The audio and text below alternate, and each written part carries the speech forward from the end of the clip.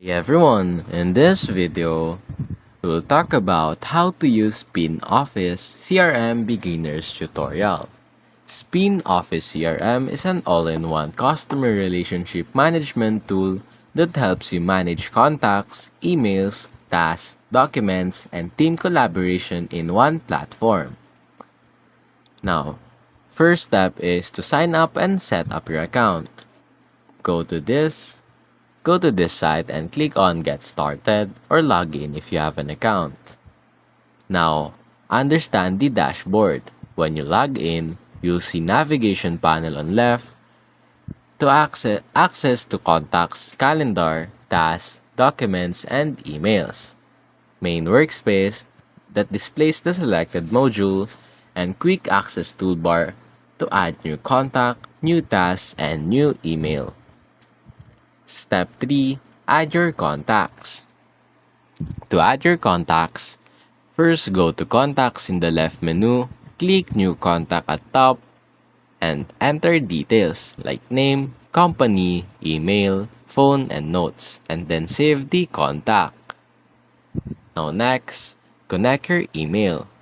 SpinOffice integrates your email so you can manage communications directly from the CRM.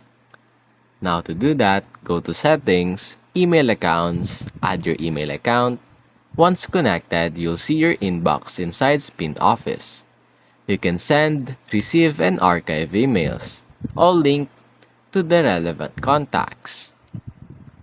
Now to manage tasks and calendar, first click Tasks in the left menu, add task name, due date, assigned to a contact.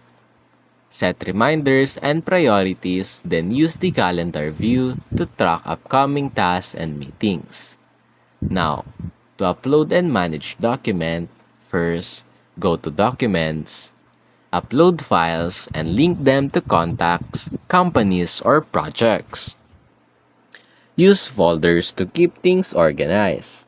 SpinOffice supports multiple file formats, and you can even scan documents directly into the system.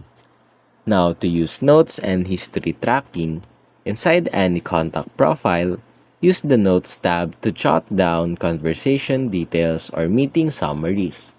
Use the History tab to see all past interactions, like emails, tasks, documents, and notes, all in one place.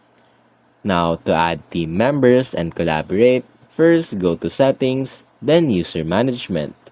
Invite your team members, then assign roles and permissions. Everyone on the team can access shared contacts, tasks, and communications. Next, explore integration and automation. SpinOffice integrate with tools like Google Calendar, Outlook, and Mailchimp. Automate email follow-ups and notifications. Then set up templates for common emails and documents. Lastly, the customized settings. Go to Settings to adjust company information, user preferences, and notification settings. Customize fields to match your sales, process, and customer data needs. And that's basically it.